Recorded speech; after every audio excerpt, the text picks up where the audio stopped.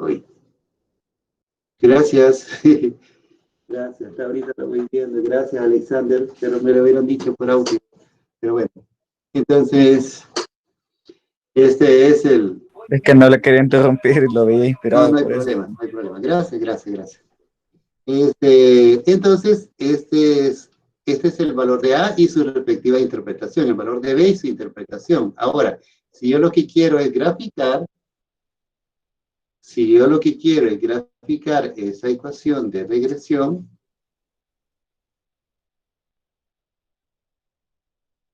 entonces lo que hago es, hago una tabla. Obviamente, si yo tengo una ecuación de regresión, entonces, pues, si quiero graficar esto, lo veo como una función lineal. Si la quiero graficar una función, ¿qué hago? Entonces lo único que hago es darle valores a X, pero los valores que le tengo que dar son todos estos, ¿verdad? Ahora, como se trata de una ecuación lineal, entonces realmente uno, si lo quiere hacer a manito, entonces no es necesario ni darle a todo, sino que el menor valor en X y el mayor, porque ustedes saben que con 2 puntos podemos graficar una línea recta, ¿verdad? Entonces, y estos valores, ¿qué significa? Voy a explicar solamente el primero, ¿verdad? Por ejemplo, X igual a 8 lo sustituyo en la ecuación de regresión, pero ¿qué significa eso? Por ejemplo, acá, ¿cómo significa esto?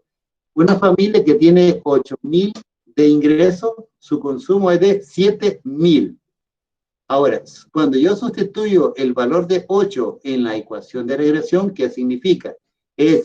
Ahí lo que voy a obtener es cuánto sería el consumo o cuánto estima el consumo para una familia que tiene ingresos de 8,000. Entonces, cuando sustituyo X igual a 8 en la ecuación de regresión, me da 6,9. ¿Qué da a entender esto? Que para una familia cuyos ingresos sean de 8,000, se estima que el consumo sea de $6,938 con 83 centavos. ¿Cuánto es el dato exacto? El dato real, 7,000. Y con la ecuación me dio 6,9. Está bastante cercano. 7 a 6,9. Y en el otro da 12, 12,6. Está bastante cercano. Aunque hay algunos, miren, el 30 y a 28 ya se va cambiando. 28, perdón, 20 acá y aquí da 23. Entonces ya se alejó casi $3,000 nada más. Entonces, solamente. Aquí 20, 24 es el consumo real y el consumo estimado 20,7. Entonces, son valores de alguna manera cercanos. Y lo tomé con la mayor número de cifras posibles para efectos de que la sumatoria me diera igual que de la variable dependiente, ¿verdad? 162. Entonces, ¿cómo se tabula? ¿Cómo se grafica? Lo tomo como preordenado. 8 en X, 6,9 en Y. 15 en X, 12,6 en Y. Y entonces el gráfico me queda de esta manera. Aquí están lo ubiqué siempre en la línea, en los gráficos de dispersión para que se vea que la recta pasa por en medio del conjunto de puntos y además podemos observar que también la recta no pasa por todos los puntos, siempre va a haber unos puntos que están literalmente bastante distantes de la ecuación de regresión, de la línea de regresión. Hay algunos que inclusive hasta coinciden, hay unos que hasta coinciden con la línea de regresión, pero otros no, ¿verdad? Entonces, eso sí es. Y ahora, pero esas diferencias en términos estadísticos se pueden desglosar en 3 tipos. Primero, por ejemplo, acá, la diferencia total, que es, por ejemplo, aquí son 3 elementos que se toman en cuenta para hacer este análisis. Primero, el valor observado Y, el promedio de la variable dependiente y también tomó de referencia la línea de regresión, que está denotada por Y estimado. Entonces, en los puntos que están fuera de la línea de regresión, entonces son los valores observados y están asociados con Y. Entonces, aquí, ¿cuánto vale Y en este punto? Solo dejo indicado, vale Y. Luego aparece acá el promedio de la variable Y, que queda entre este valor y aquí, la parte central, quedaría ubicada acá. y trazo una línea en forma horizontal y empiezo a marcar las distancias. Por ejemplo, la distancia entre la variable dependiente y su promedio. Entonces, a esa diferencia se le llama diferencia total.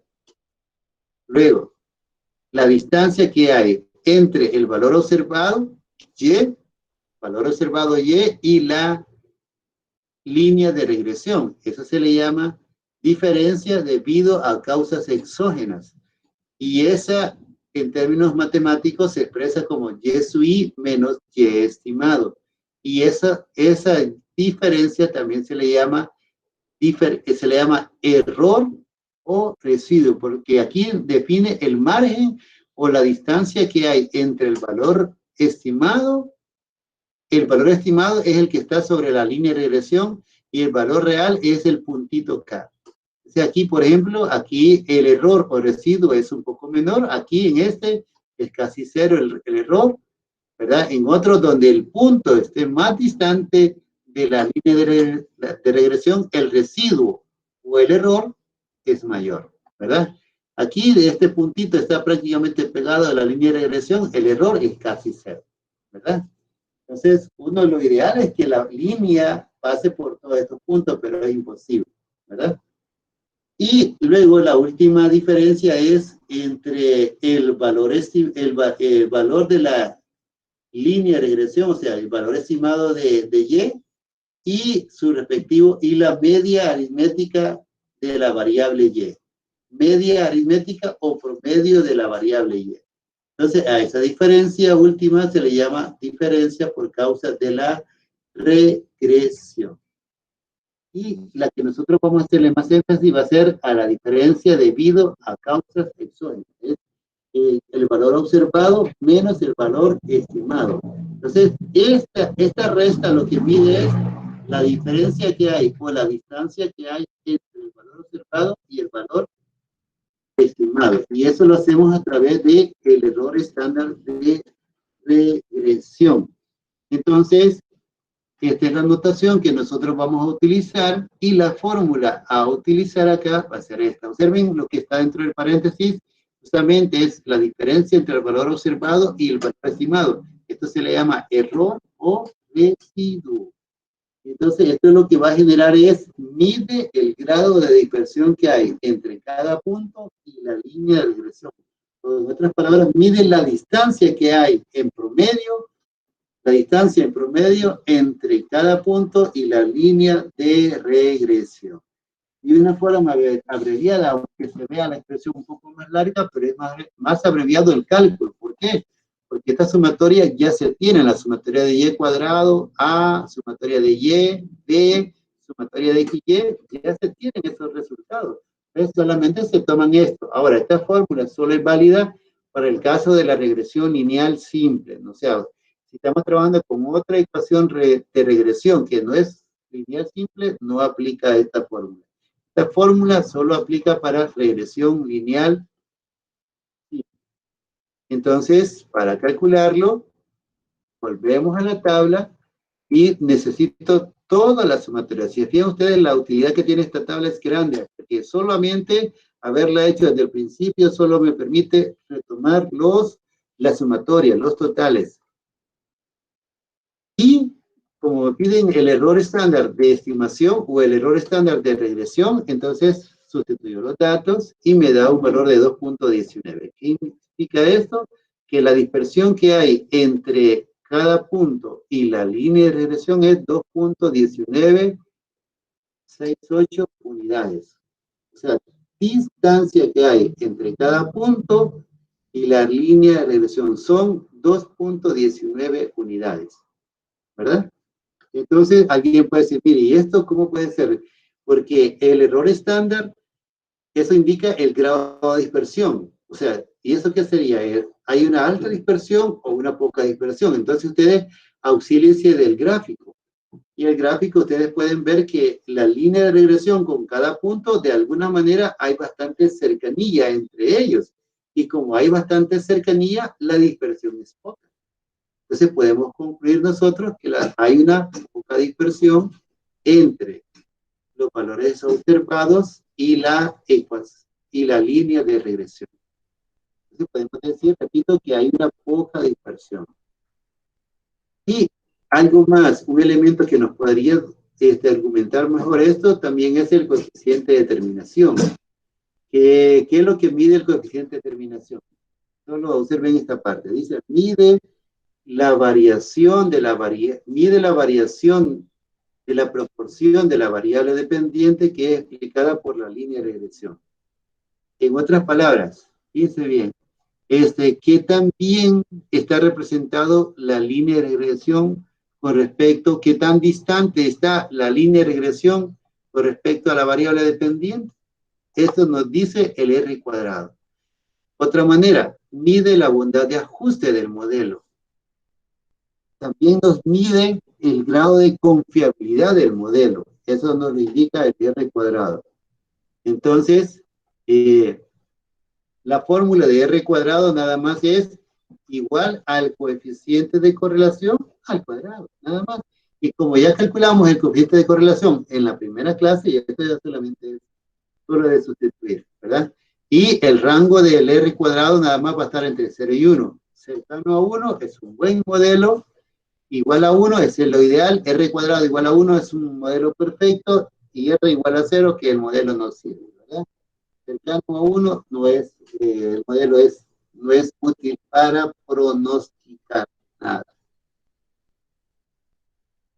Y la fórmula, solo tomo el 0.9624, es el valor del coeficiente de correlación que vimos en las primeras clases, solo lo voy a retomar y lo elevo al cuadrado. Y observen que el R cuadrado está entre 0 y 1 y me da cercano a 1, eso es muy bueno. En ningún momento R me va a dar negativo, R cuadrado, perdón, nunca me va a dar negativo R cuadrado. Entonces, aquí me da cercano a 1. Entonces, el grado de confiabilidad que tiene el modelo de regresión es del 92.6%. Y para las pruebas de hipótesis, nosotros siempre vamos a tomar de punto de partida los parámetros. En este caso, y para hablar de parámetros, tengo que hablar del modelo lineal. El modelo lineal que nosotros vamos a retomar es y igual a más bx más epsilon. Entonces, y de estos dos elementos, el a y el b, el que vamos a tomar nada más nosotros va a ser el valor de b. El valor de b es el nexo entre el planteamiento de la hipótesis nula y la hipótesis alterna. Entonces, nosotros queremos saber qué tanto afecta la variable independiente en la variable dependiente, que también se le llama variable respuesta. ¿Qué tanto le afecta? Y eso va a ser el análisis va a ser a través del valor de B. Pero ¿por qué escribo B? Porque cuando hablamos de prueba de hipótesis y cuando vamos a hablar del planteamiento de la hipótesis, lo vamos a hacer en función de los parámetros. Y entonces, y lo que incluyen los parámetros es el modelo. Entonces aquí tomo el valor de B. Si ustedes ocupan la notación de beta sub 1, entonces escribirían acá beta sub 1 debe ser diferente de 0. O sea, si la variable independiente afecta a la variable dependiente, entonces B tiene que ser diferente de 0. Eso es lo que nosotros vamos a tomar acá. Y lo interesante de esto es que el planteamiento de hipótesis, sin importar las variables que estemos utilizando, estoy solamente hablando de la regresión lineal simple, entonces siempre va a ser B igual a 0 y B diferente de 0. Y B igual a 0 y B diferente de 0, ¿qué quieren decir? B igual a 0, no existe relación lineal entre las variables relacionadas, entre las variables X y la variable Y. Y B diferente de 0, ¿qué quiere decir? Existe relación lineal. Esto sería lo ideal a nosotros, de aceptar la hipótesis alterna. Que existe relación lineal, porque eso va a indicar que el modelo con el cual estamos trabajando es correcto, está bien, estamos bien. Entonces, existe relación lineal entre la variable X y la variable Y, entre la variable independiente y la variable dependiente. Ahora, la ventaja de esta parte es que nosotros tenemos como alternativa de usar una prueba adicional que se llama la prueba de Fisher, que es otra tabla, o la prueba T, que es utilizando la tabla de T-Student. Ambas arrojan resultados similares. Es decir, no es que van a dar el mismo valor, sino que la misma conclusión. Y la tabla que nosotros vamos a utilizar para efectos de esta es, observen la grafiquita, pero nosotros vamos a hablar de grados de libertad en el denominador y grados de libertad en el numerador. Ya vamos a ver esa parte, ¿verdad? Entonces, y estos numeritos que están en la tabla acá serían los valores que representarían para nosotros los valores críticos. Y la otra es la prueba T, que es la que a nosotros ya hemos utilizado en clases anteriores. La ventaja de esta parte para nosotros es que cuando hagamos una prueba de hipótesis, por ejemplo, usando la prueba T, ¿cuál es el primer paso? Siempre va a ser plantear la hipótesis, obviamente. Pero cuando ya tenemos planteada la hipótesis, va a ser el estadístico de prueba. En el caso del estadístico de prueba T de tomate, entonces esta es la formulita. Aparece una B, esta B es la que se obtiene de la ecuación de regresión, y en el denominador el error estándar debido a la pendiente, la letra S, su índice B. Entonces la letra B, como el B que es el valor que hemos obtenido de la ecuación de regresión, ya lo tenemos. Entonces el único que debemos de calcular es el denominador. Entonces el único dato por calcular y la fórmula correspondiente. El error estándar ya se calculó previamente y entonces solo necesitamos hacer el denominador. Y con ello ya obtendríamos el error estándar de la pendiente. Y la regla de rechazo para nosotros siempre son dos. Primero, la del valor crítico, se rechaza la hipótesis nula si el valor absoluto del estadístico de prueba, que sería este de acá, sea mayor o igual al valor absoluto del valor crítico. Y el otro caso es, se rechaza la hipótesis nula si el valor P es menor o igual a alfa. Entonces, esto, si fijan ustedes, lo del método del valor P, es la misma condición sin importar sea prueba de hipótesis paramedia, proporciones, prueba de independencia, o inclusive para estos casos. Siempre va a ser de regresión la misma condición. Y en el caso de la prueba F, ya es el planteamiento de la hipótesis es la misma. Esto lo tomé de Anderson, por eso les decía que aquí no aparece B, sino que beta sub 1, pero por la notación que ahí en el libro utiliza, el autor utiliza.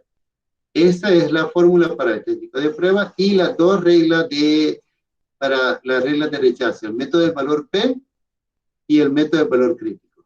¿Cómo se calcula el valor crítico? Ya vamos a ver posteriormente eso.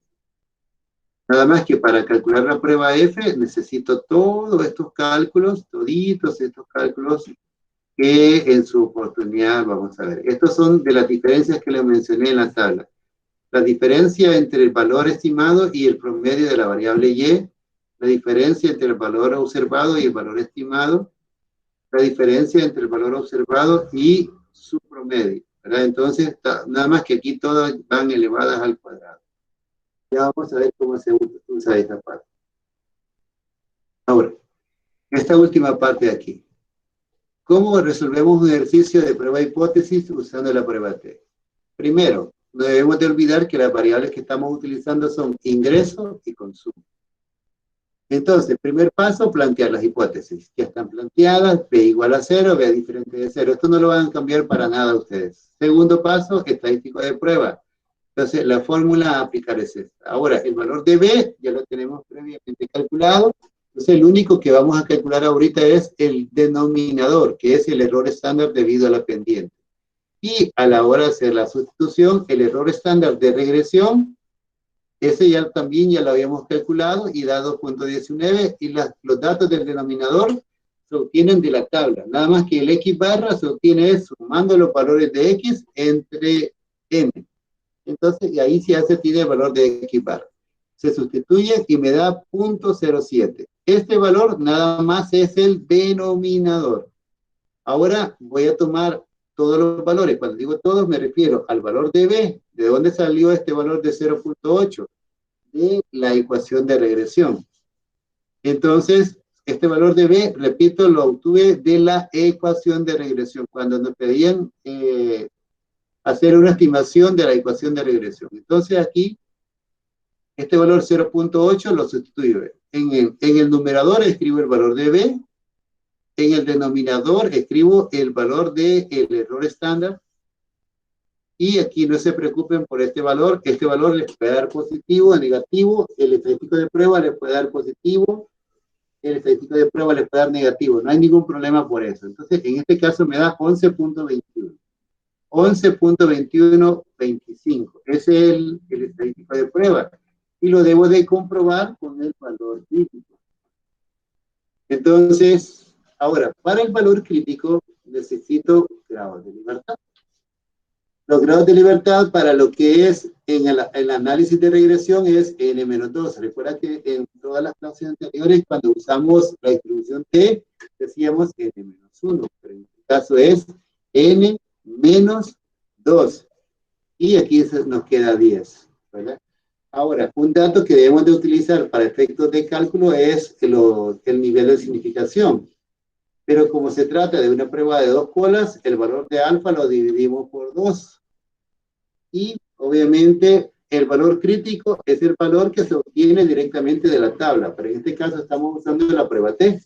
Entonces, y el valor con 10 grados de libertad y área en la cola superior es 0.025, que es este de acá. Da 2.228. Y ese sería para nosotros el valor crítico.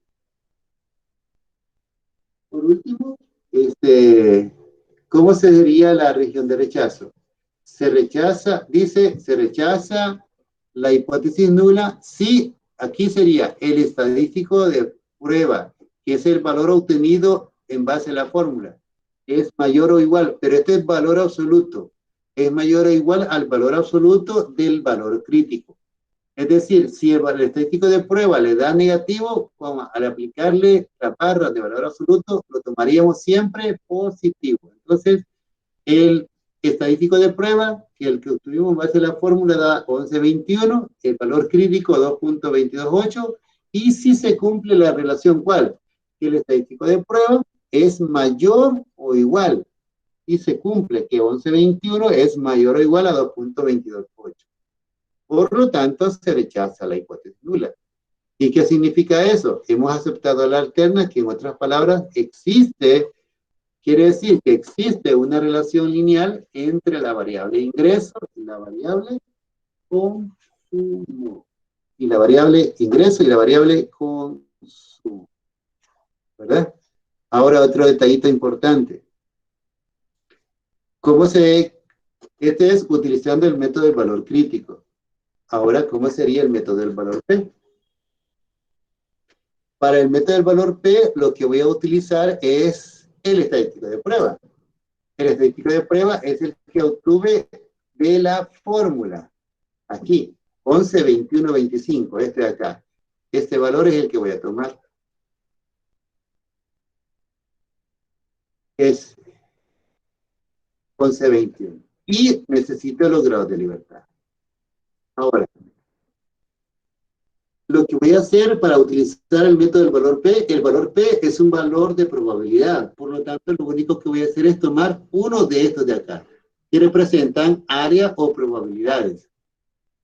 Entonces, para saber cuál de todos estos voy a elegir, lo primero que hago es, primero, cuánto es mi estadístico de prueba y los grados de libertad. Entonces, con los grados de libertad es el punto de referencia. Ahí me guío y me da, que es 10. Y lo que hago es buscar 11.21 en la tabla. Pero, ¿dónde? No lo voy a buscar a lo loco, sino que nada más me enfoco donde los grados de libertad sean 10.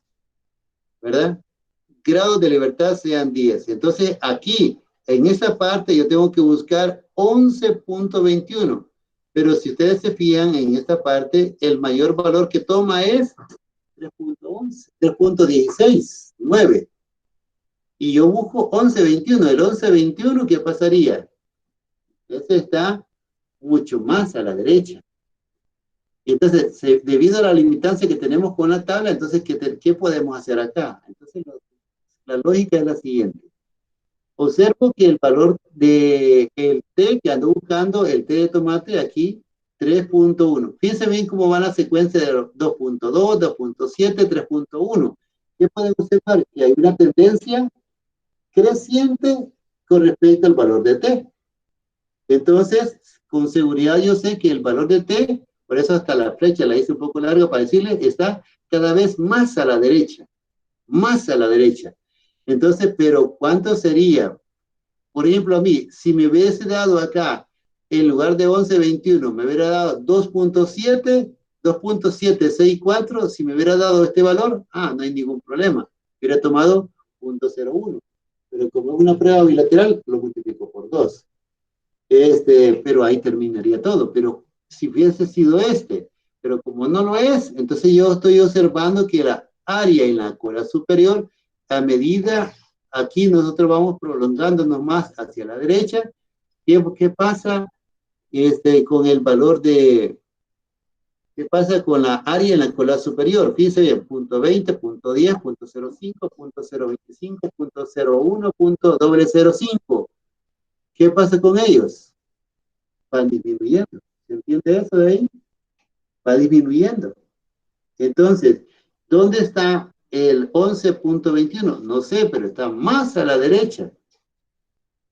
Y entonces, ¿cuánto sería el valor P? No sé, pero está más a la derecha. Y si está más a la derecha, y este es el último valor de referencia, ¿qué puedo decir? Si estos valores cada vez más van disminuyendo, no sé cuánto es el valor para 11.21, no sé cuánto es, pero lo que sí sé es como estos van disminuyendo, voy a repetir esto, como se puede observar que estos van disminuyendo, entonces el valor P es, no sé cuánto es, pero es menor a este último valor. Por ejemplo, aquí dice 3.16. Si aquí fuese, por ejemplo, el siguiente valor fuera 4, ¿cuánto sería el área en la cola superior? No sé, pero es menor a este. Si el valor, el que sigue aquí fuera 5, ¿cuánto sería el área en la cola superior? No sé, pero sería menor a este. Y si fuera 10, no sé, pero es menor a este. Y si fuera 11.21, entonces no sé, pero sería menor a este último valor. ¿Por qué? Porque tengo aquí la certeza que los valores del área en la cola superior van disminuyendo. Y es por eso que nosotros decimos que el valor P es menor a .005, ¿eh? Es menor a no se van a confundir con el valor de alfa. Es nada más que es menor a no sé cuánto es, pero si es menor a .005. ¿Y qué hago después cuando ya he determinado el valor de P? Se rechaza la hipótesis nula si el valor P es menor o igual que alfa. Entonces, alfa, ¿cuánto vale? ¿Cuánto vale alfa? Alfa vale .05. ¿Sí? El alfa vale 0.05. ¿Y este valor de P cuánto es? No sé cuánto es, pero es menor a .005. Entonces, cualquier número que tomara aquí el valor P es menor a alfa. Por lo tanto, se rechaza la hipótesis, porque se cumple que el valor P es menor o igual a alfa. Y luego, se cumple esa relación y la conclusión es que se rechaza la hipótesis nula. Así de fácil está esto. Bueno, lo vamos a dejar hasta aquí, chicos, con esto, para que después tengan que agregar ustedes otra cosa. Aquí, este de aquí lo dejé indicado porque en el grupo anterior me preguntaron. Aquí no sé si hay preguntas.